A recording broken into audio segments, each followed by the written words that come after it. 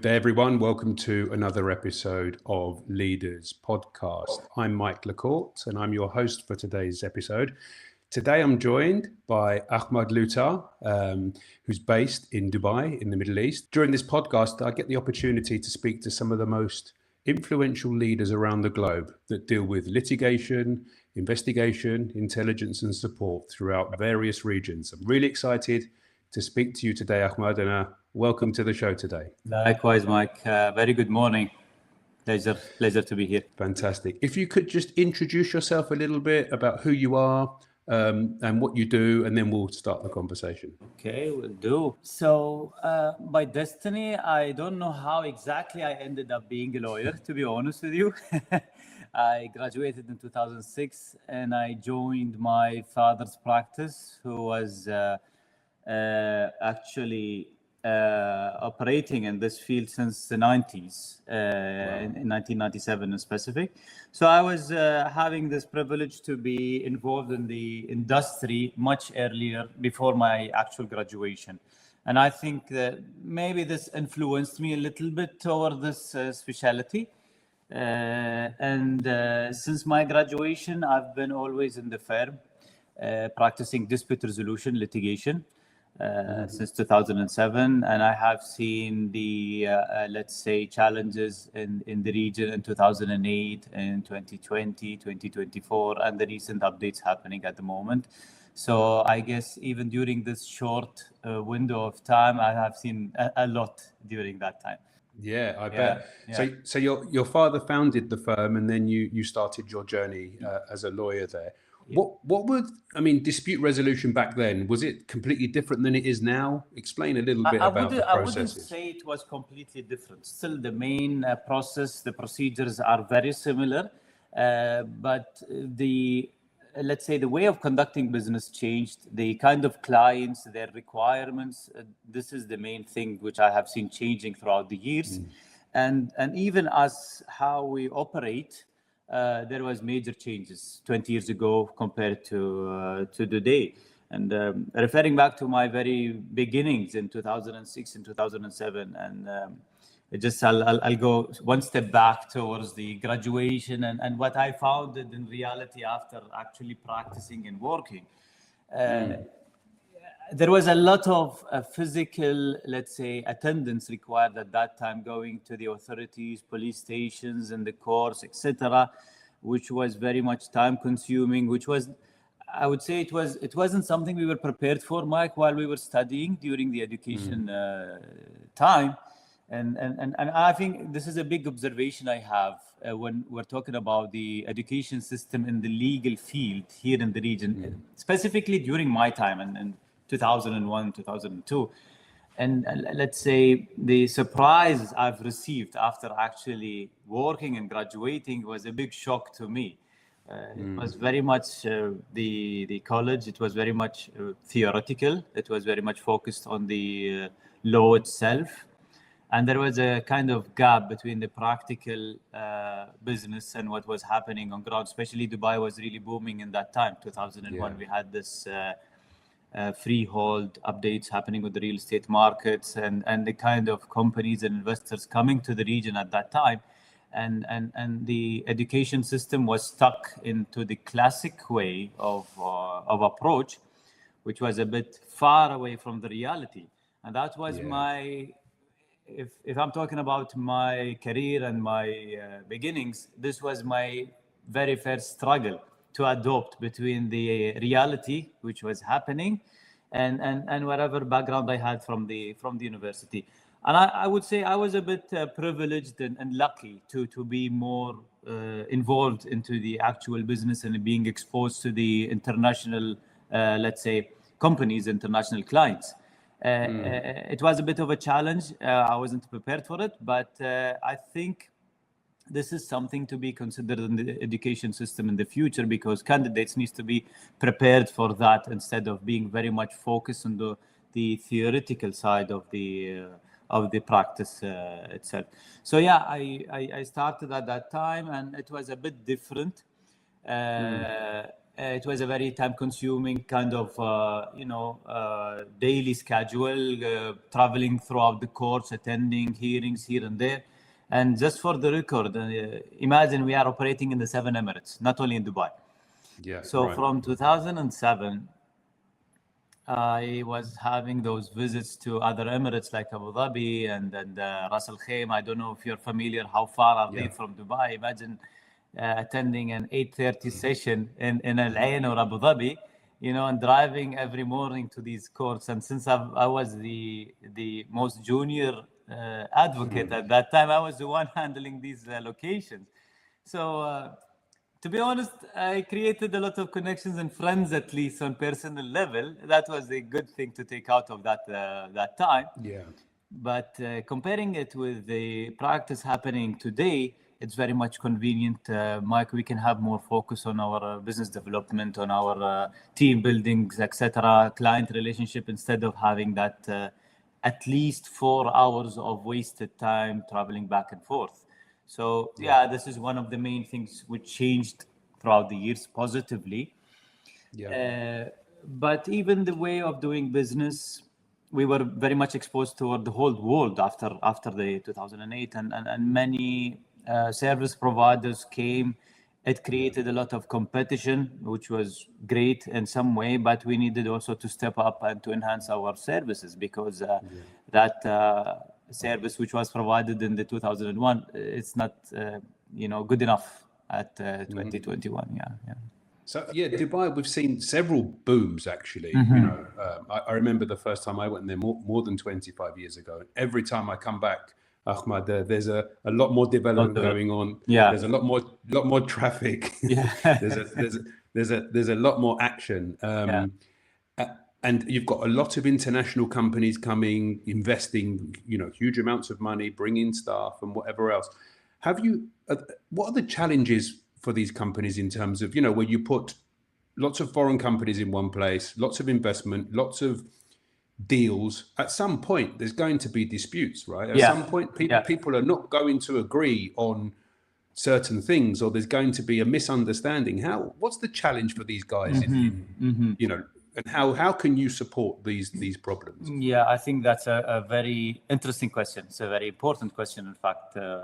And that point is very valid. We're receiving a lot of international investors on daily basis, even not only on a monthly basis. And those are multinational companies. They are from different backgrounds, from different jurisdictions. They are used to different systems as well. But I think Dubai creates its own challenge with that, because people assume it's a totally international atmosphere, an international system. And they come with their backgrounds and they have a certain assumption on how the system actually operates.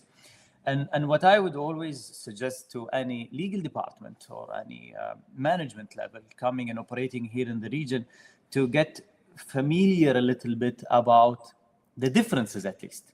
Let's say let's say we created, or we assume that we created a very international system, which is similar to any international hub around the world. But yet, any jurisdiction you will step into would have a specific, let's say, processes or specific niche things to be aware about. And I think people kind of underestimate this part and oversee that, and start to operate with their international mindset with certain assumptions, which creates a lot of disputes, in fact. And maybe the business relations or the conflict itself is one thing, but then the assumptions they have of the system itself, and on the dispute resolution system specifically, and how it should operate, okay?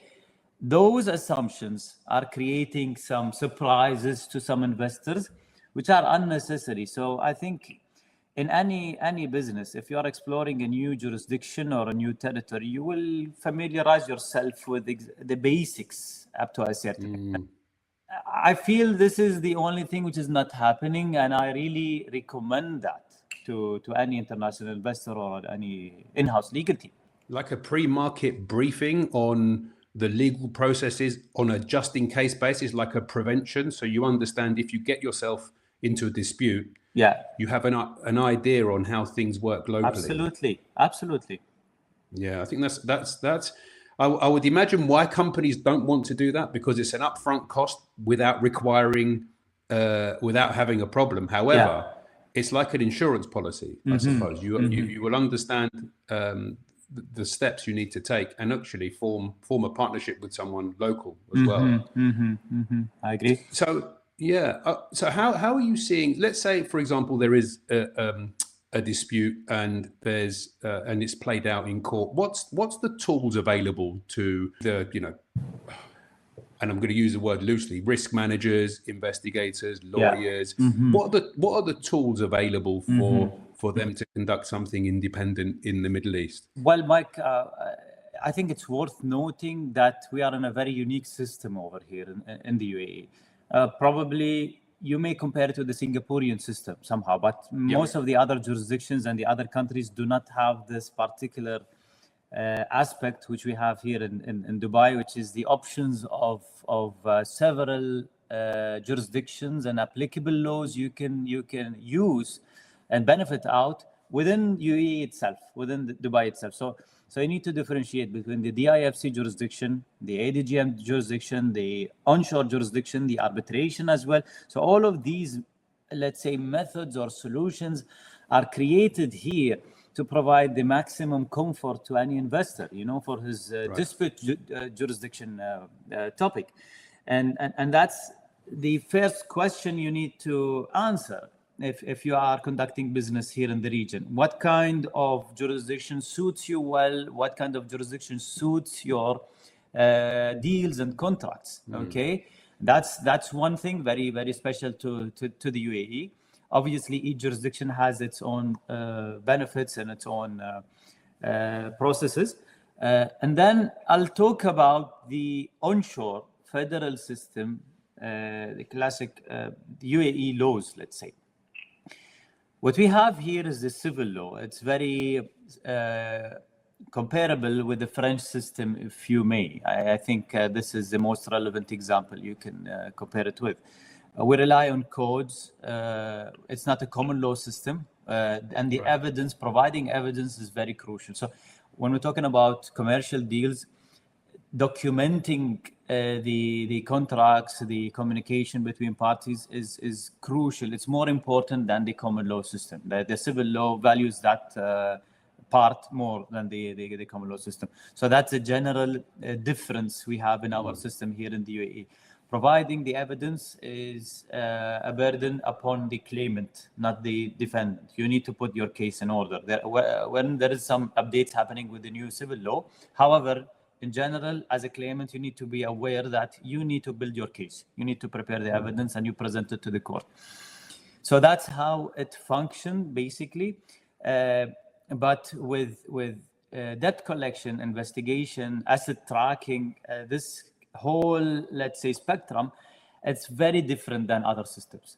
So in the UAE, I think the general way to describe it, Mike, is we have a higher level of confidentiality in general for the public. So this is also brings me back to the point I was talking about, that any investor or any company or client coming here in the region needs to know what is the difference here. Okay, you need to know that this aspect is there. The confidentiality is very high. You will be able to track some assets. You will be able to know exactly what's happening with the counterparty if you achieve a successful judgment only. That this is the window you will have to investigate. Prior to that, you will not be able openly to get public information about the assets and track them, because it's a different system, because this confidentiality is highly important in public in the event that they don't have any actual cases happening in the court. And also, this will affect asset tracking, basically. And then we have the other point, which is the due diligence when dealing with companies, when dealing with a limited liability company. This is a high risk scenario that people need to be aware about, and that's I don't think that's very different than other systems and other jurisdictions. But people, I think, misunderstand the concept of LLC company here and the limitation they have while dealing with the LLCs in the region. Yeah. So I think the idea and the concept of LLC is similar to other countries, that any recovery or any case to be pursued against the entity itself, against the company itself, not against the shareholders of the company, unless they are found guilty in a crime or some sort of asset waiving or asset transferring. Other than that, they are not entitled to pay back the debt of the company on a commercial aspect. And that's a big issue we see in the market. Majority of the dispute resolution cases end up with this LLC situation. But if you didn't do a proper due diligence on the, let's say, capability of that counterparty, of the capability of the LLC, most of the investors, they get confused between the LLC and the owners of that LLC and the shareholders, and they focus, they get distracted with that. They're focused on the investors themselves instead of focusing on the assets of the company before giving them credit, before dealing with them. And that's a big confusion happening here. You know, Mike, every case, every client I sit with in a debt collection situation with LLC, he just jump into the owners of the company and he start talking about their asset and how capable they are. And every time I come back to this topic, it's kind of a surprise to them, you know, how exactly we cannot chase them. It's very comparable with the public listed companies. I think this is the easiest answer and the easiest example you can give any client. So when someone would sue a public listed company, it's very logical that the investors who are holding shares will not be really, entitled or responsible for paying back this debt of the public listed companies. Very similar with the LLC issue. However, even tracking the assets of the LLC and the process of tracking assets is quite limited to some options over here. And I think this can be, of course, many people would argue that this process should be widened a little bit, that claimants should have more access. But this is what it is at the moment. Now, how to solve this issue or how to protect your interest can be prior to that. Can be much prior to that. Can be by doing your proper research and due diligence and all of that earlier, you know. And I think clients tend to hesitate a little bit on that side because they are more interested into the business part of it, not into caring the counterparty. Yeah, that's a great bit of advice right there.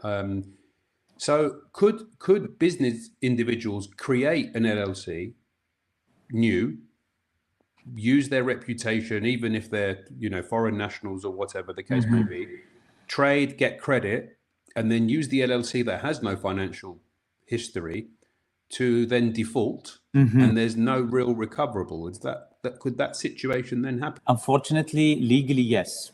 Right. Legally, yes. If he is only a shareholder, if he is not the director of that company, he have no responsibility of the debts of that company. Right. And there is a system, a credit system, but it's more related either to the individuals themselves or the companies. So it doesn't track the shareholders of the company. So what you said earlier, it is very important to do due diligence and an investigation pre-deal, so that before you get involved in any transactional agreement, understand who you're dealing with, have these inquiries done openly before you even start to trade. Because if you don't, the recovery, you could put yourself in a position where there is no recovery. Absolutely. And I think this is very related to your specialty, which is asset tracking investigation. This is, I think, every jurisdiction you have certain tools, but in our jurisdiction, the most suggested or advised solution for such a situation is to do a proper research, have some information about the counterparty. It will definitely minimize your risk on a later stage. Yeah, makes complete sense. Before we move on to what you think Dubai holds for us in the future. I wanted to. I'm sure there's going to be many practicing investigators from different parts of the world listening to this, and other lawyers and what have you. What can investigators in the Middle East do? As going back to the first point, that we have different jurisdictions, and the DIFC and the common law jurisdictions, there are some different ways to investigate with the directors, and even during the litigation process, they do have wider range of let's say authority to question and investigate directors. This is what I understand, and the other systems compared to the civil law system. And I think in that regard, there is some room to explore more. But it's also worth noting that here in the UAE, any actual recovery or execution, let's say, process will take place in the local courts, in the execution departments. So the way it works, that the DIFC courts or the ADGM courts or the local courts as well, they pass their judgments, they pass their decision, and it ends up with the enforcement department in the local courts for the actual communication with the authorities to freeze assets and to transfer these assets to the court system. This is something to be considered. As so far, this is how it works. And within this, let's say, enforcement department or the execution department, the tools available are to investigate locally with the authorities, such as the central banks and the local banks, and then the land departments for any real estate, and then the economic departments for companies and licenses, and then also the stock market for any shares for individuals. Probably investigators can explore solutions internationally if any assets to be tracked against some individuals. And I think that's very much relevant to individuals, because if you ask me, most of the companies I see here with the debt collection topic are local-based companies or locally established companies. They are not branch of a foreign company. Unless they are a branch of a foreign company, you may chase them internationally. But if they are an independent, let's say, entity by itself here in the UAE, then it has no links to any international entity abroad. But if you want to explore this venue, I think individuals, there is more room to chase them and investigate and track their assets internationally, bearing in mind that the UAE is having a lot of treaties at the moment, especially with, let's say, the UK and India are the most interesting jurisdictions which we may possibly need solutions for asset tracking over there. Yeah, no, agreed.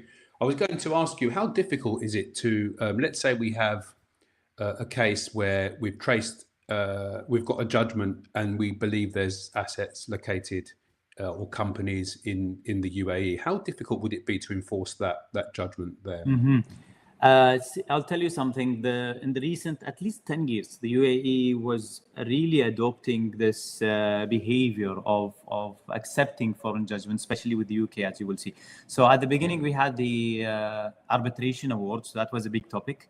And the arbitration is conducted internationally in different centers, as you know. So as a direction to establish Dubai as a real hub of business and investment, there was a big enhancement of accepting international arbitration awards at the very beginning, which was classically not the case. Okay, and then there is now a certain criteria and certain requirements to meet, and if this is happening, then most likely an approval will be granted by the court to execute and proceed with any execution after that. International court judgments have been also recently highly accepted by the local courts as well.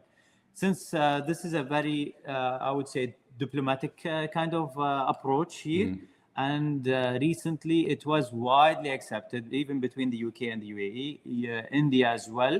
And the importance of this practice is getting higher and higher every day, since we are like one spot at the moment. It's a one world. So those investors are operating from these 3 locations really effectively. So this solution was really necessary, and at the time being, it is widely accepted.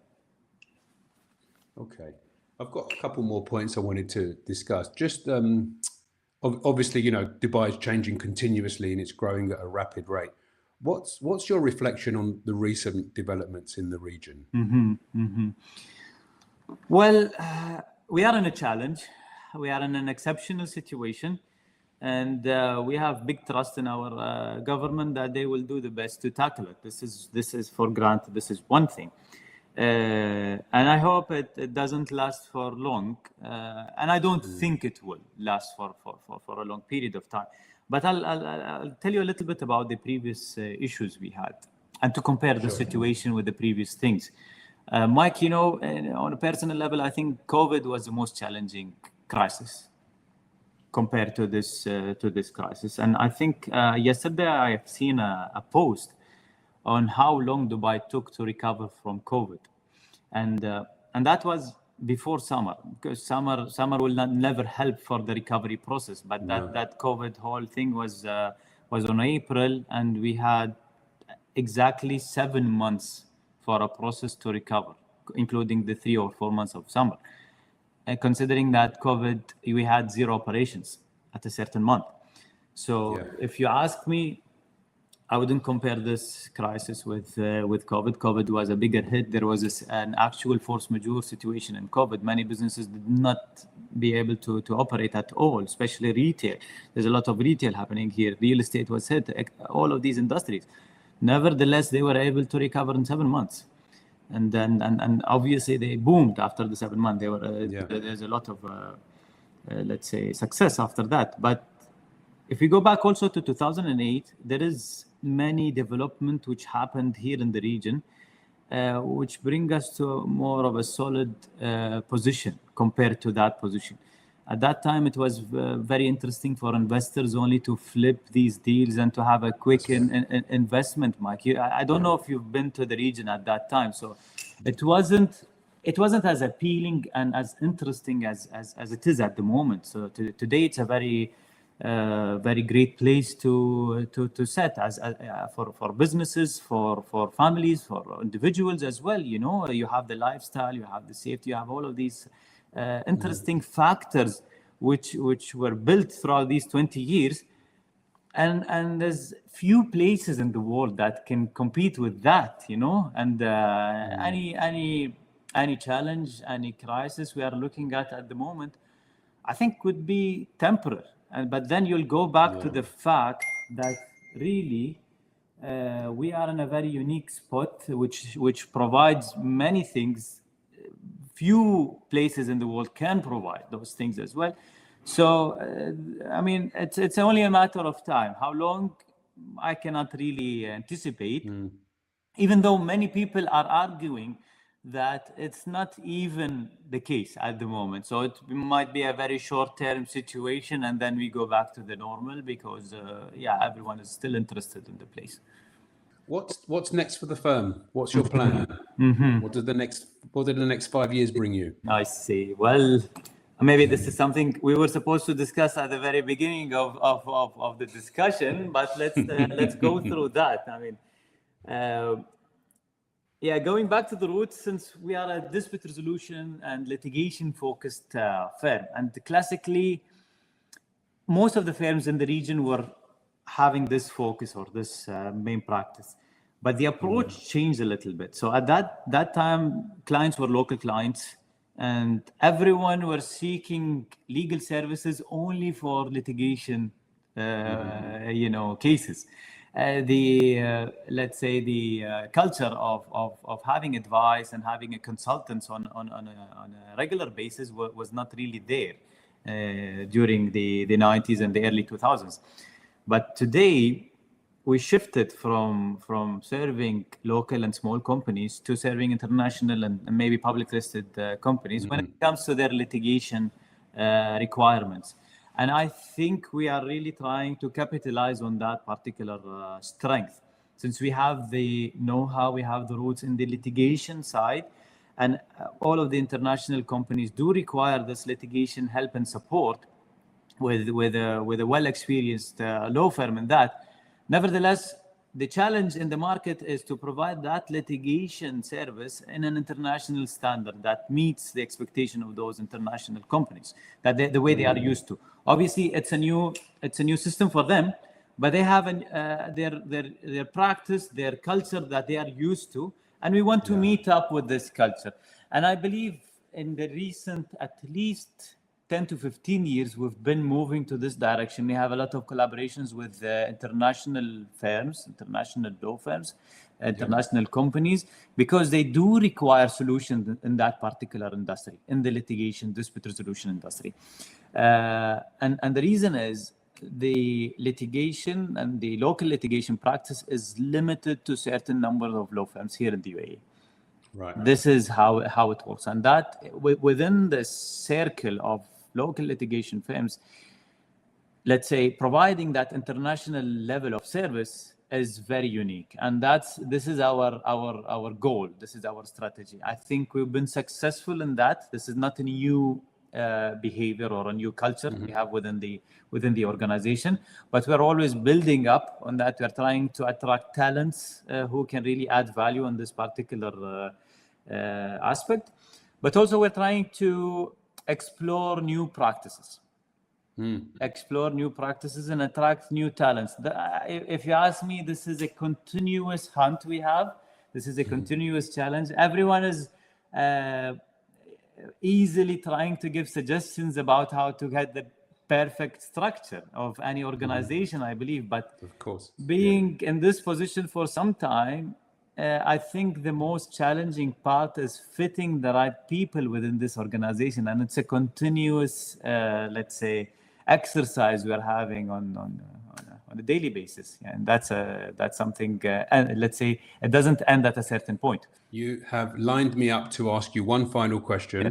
When you look to strategically hire, what qualities do you look for in a litigator to join your team? Well, I'll tell you what are the easy, let's say, points you can find from any litigator here in the region, and what are the challenging skills you tend to struggle to find here in the region. So I would say majority of the litigation lawyers we have here in our region, in the Middle East in general, are pretty well capable of the litigation itself, okay, and how to tackle it within the course. And especially going back to my main point that we are functioning and working and operating on a civil law system. And the way the civil law is, let's say, considering commercial cases, it's pretty much straightforward compared to other systems. So the room of your skills as a litigator is very narrow compared to the common law system. Okay. Right. So what is more valuable and what is less wide here as a skill is to have a business-oriented lawyer, Mike. A solution provider. This is something really, really rare. You know, when you have a client with a certain pain or a certain issue, you need to think out of the box. You need to focus on the client objectives, because maybe you have a check case and you can take it by default to this kind of process. But maybe the client have certain objective or certain goals you want to achieve. So having that kind of a lawyer who really think in this way, or have this kind of skill and understanding the client and providing those valuable solutions to the client, this is the talent I'm looking for. This is the skill I'm looking for, which is really, really rare out there, you know. And I think really it's somehow, I think it's international thing. It's not only unique to our region, but most of the lawyers they do have that narrow focus on the case itself and how to take it forward to the court and to think about the court approach rather than thinking about the client objectives and goals. Fantastic, Ahmed. It's been a pleasure speaking to you today. Ahmad's contact details, website, email coming up on the screen now. If you need any support throughout the Middle East, throughout the 7 Emirates, Ahmad and his team